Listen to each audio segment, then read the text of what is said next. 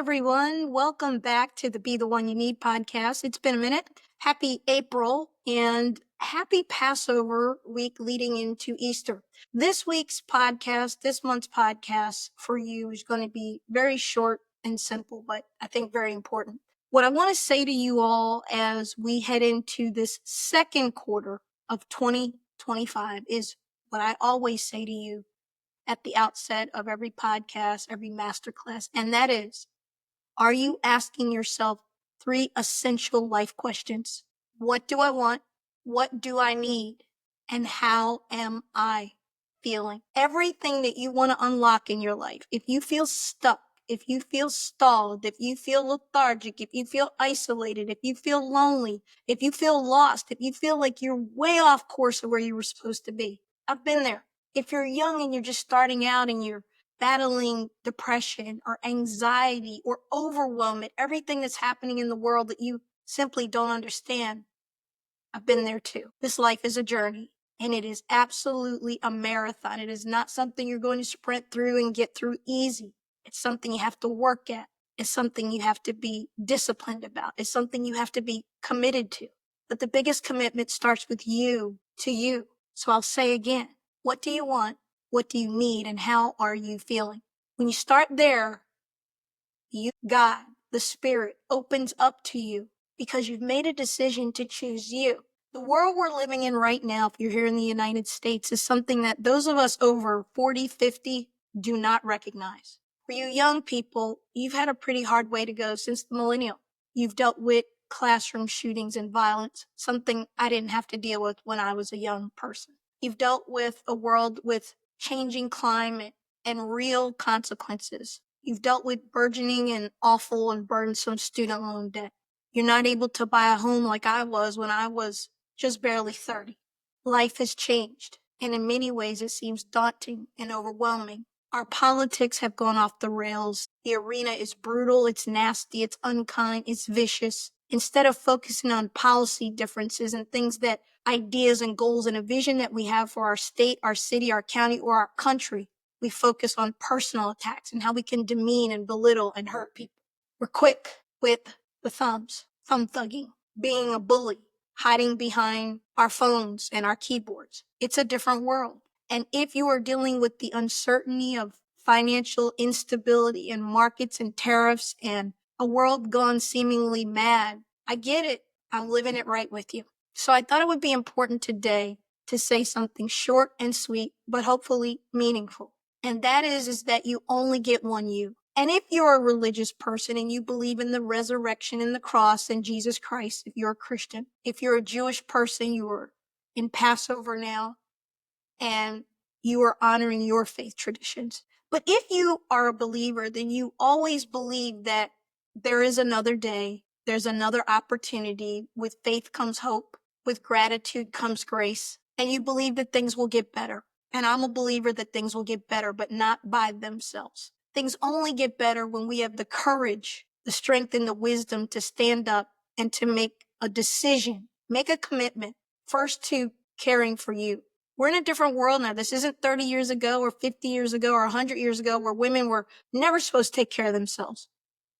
It's not a world where men no longer are safe if they want to cry or have feelings or say that they're not okay. Those are good things. That we are at a place now where we can openly talk about what we need, what we want, and how we feel. And I hope we do more of it. And that's what I really want to encourage you to do today. Behind me are some of my favorite things. I'm in my new office in my new house, and we're still unpacking. But my beloved Virginia's on top, my little snarky saying because I'm a big Wonder Woman fan. And yes, she and I have never been in the same room at the same time. And then there's something really special in the middle there that I got in a great surprise this week in the mail. And it came from Duchess Meghan of Sussex. And I'm not going to say more other than I, like everybody else, tried to go online and order some As Ever products, and they were sold out in the first hour. I'm a big fan of hers. I'm a big supporter. As a journalist, I have been consistently since the Sussexes, let me say that right, Sussexes got married in 2018. And before then, I've been a fan. And I knew that she was going to take a beating because she's a woman of color. She's a biracial, mixed race woman. And we always take a beating. Now, whether or not some of you want to believe that, that's not my problem. That's yours. It's just fact. And this woman, this young woman, this mother of two, one of the most famous women in the world, her With Love Megan series was phenomenal. If you haven't watched it, do it with your girls, do it with your mom, your sisters, your friends, and cook. We made some of the dishes. We had a blast. And get back into those things that connect us, that make us feel human, that make us feel whole, that make us feel like we've got something to hold on to in a crazy, rocky, riotous world. But getting that surprise in the mail, that thank you, that powerful handwritten note, that calligraphy note with my name on it, written by her, was something I will treasure to the day I die. I'm going to get it framed along with the goodies that came in the box. I'm going to have them boxed up, never going to use them. But it was God's reminder to me in a season that's been hell. It's been awful. Family turmoil, financial turmoil, professional turmoil. It's been difficult. And God reminded me, you never know who's watching. You never know whose life you're touching. You never know who you inspire when you continue to show up and do the right things and try to be light in the world. So I'm going to end this by challenging you to ask yourself the 3 questions. What do I want? What do I need? How am I feeling? Be intentional about taking care of you in a very difficult time, not just here in the United States, but all across the globe. I woke up this morning and I saw that Ukraine had been bombed again by Russia, and I wept because babies were killed. And I thought about that family that took a helicopter ride around the Hudson, and within 10 minutes they were dead on their mom's 40th birthday. A family meeting up to love each other and be together, and the good Lord took them home. We never know what day we have. We never know how much time we have. How dare you or me, as my friend Angela likes to say, think we have enough time? Because we don't. And I want to challenge you to stop leaning into the crazy and the chaos and the mayhem, and start leaning into you and loving you and taking care of you and being kinder to you and spending more quality time with the people you love. And when you love, say it. And when you're hurt, say it. And when you need something, ask for it. And connect yourself to people that do the same. You don't need the drama. You don't need the abuse. You don't need the crazy. You don't owe anybody a damn thing, and nobody owes you anything. If you can get those things right, life gets a lot easier, a lot quicker. Be the one you need for you first, and then you can show up for everybody else. I can't say it enough. I can't say it more simply. I just had this on my heart today, that in this Easter week, this week of resurrection, of renewal and restoration and life, spring, put the life back in you. Put the love back in you. Put the fight back in you. Put the passion back in you. It all starts there by asking 3 questions and then answering them and then living them every day. I'm talking to me as much as I'm talking to you. It's Self-Care Sunday. We have a new week ahead. You get a do-over, so make it count. Because you never know how fast your life can change for the better or how fast it can change in the other direction. And when we understand that life is precious and indeed it is a vapor, as the scripture says, and it's here and it's gone, then we start living more intentionally and we choose. And I'm in a season of choosing me. And I'm okay with that if others are not. That's not my problem. I've done a whole lot of giving and a whole lot of caring. And like most of you, you get very little of that back. But every once in a while, when you pick good friends and the family that you get to choose and the love that you get to choose, you get sown back into. You do reap what you sow in this life. You absolutely do. So keep sowing good, keep sowing light, but it starts with choosing to love you, because we do teach people how to treat us by how we treat ourselves. And we do teach people how to treat us by the boundaries that we set and we honor and that we're firm and immovable on. When you pour into you and nurture you and love on you, you're setting yourself up for a lifetime of winning, a lifetime of blessings, a lifetime of abundance. And when you do the opposite, you're setting yourself up for a lifetime of sickness, anger, repressed anger, loneliness, sadness. Our world is in a state of sadness right now. Every piece of literature, magazine articles, research that we see coming out about our young people and depression and anxiety and medications and feeling lost and suicidal. It's not just the young people, it's everywhere. And it's because we need more light in the world. We need better leaders in the world.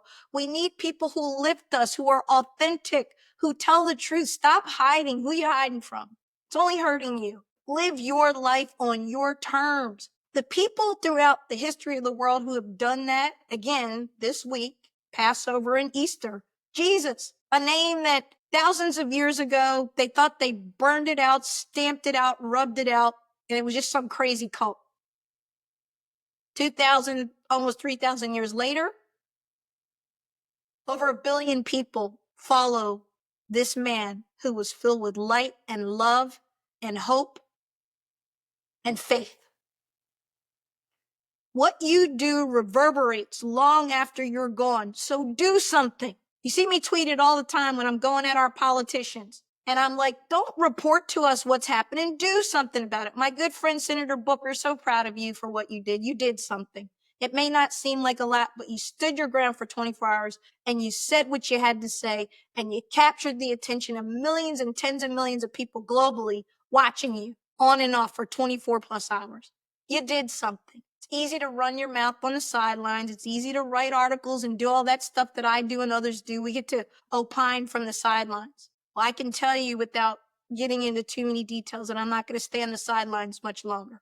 And we'll talk about that another time. I'm always doing things. I'm excited about the new foundation. I'm excited about everything that I've got going, but it's time to get into the arena. All of us needs to get into the arena. But you got to be strong first, you got to be healthy first, and you got to be well first. Because you can't help anybody else if you don't first help you. I hope this message does something good for somebody today. I know somebody needs it. Somebody's down, somebody's lost, somebody's depressed, somebody's hurt, somebody's heartbroken. Okay, it's okay. We've all been there. But do not stay there.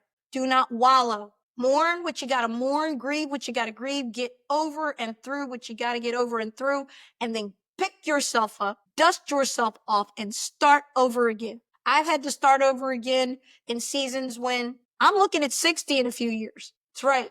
Yes, I look good. I know this. But the point is, that's a big number. And you don't get to start over too many times when you pass 40, 50, 60. So do what you're going to do. Say what you need to say. Love who you need to love. Show up where you need to be. And don't give up on you. Because every new season, every new decade brings new opportunities, new blessings, and yes, new challenges. But it's all about your mindset, being the one that you need, asking yourself, what do I want? What do I need? And how do I feel? That's my challenge to you in this Passover Easter week as we go into spring and into May, graduation and Mother's Day, and then summer. We're almost halfway through the year. Every day life is moving, so move with it. Be bold, be brave. Show up with strength, courage, and wisdom every day, and it will serve you well. I love you guys. I look forward to our next podcast. Take care now.